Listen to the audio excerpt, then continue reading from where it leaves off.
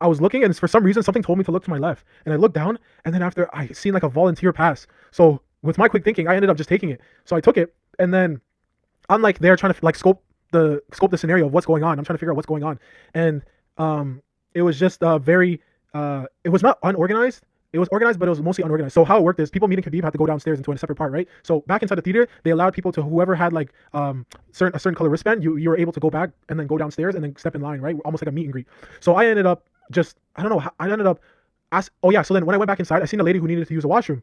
And luckily, I was wearing all black too because all the volunteers were wearing all black, and she needed to use the washroom right with her child. So I'm like, okay, listen, I'll take you to the washroom, right? And I'm like, listen, no, she needs to go to the washroom. Can I just take her? So then that's how I got into the back. So then now it's just me of getting downstairs now, right? So I'm in the back with all the volunteers, so on and so forth. So I get downstairs now, and I'm trying to scope out the area. Long ass lineup of like people trying to meet Khabib. So then tutus, I ended up just acting as security guard, and then I was like, I ended up just being right out front of the door.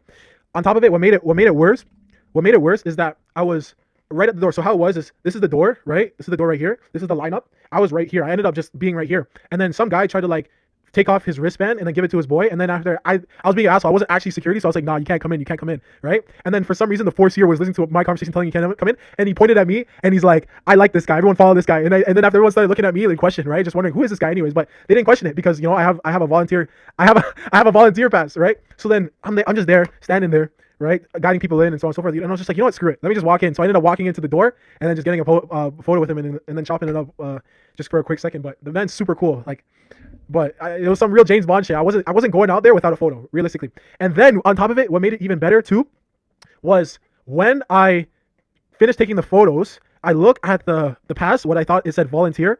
Tell me how it said all access.